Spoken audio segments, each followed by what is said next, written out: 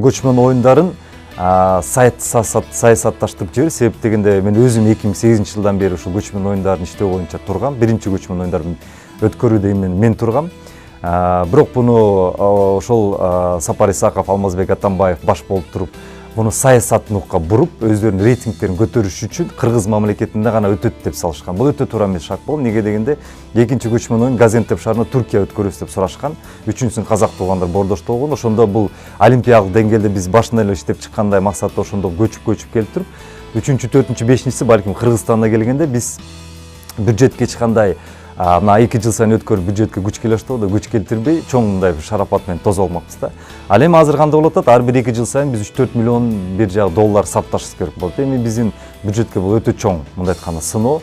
Ошол жактан биз өзүбүзгө жүк кылып алдык. Тилекке каршы, бирок эми үчүнчүсү өтөт, жогорку деңгээлде өтөт деп мен ишенем. Бирок төртүнчүсүн биз мындай айтканда же 4 жылда бир кылышыбыз керек, же башка мамлекетке көчүшүбүз керек.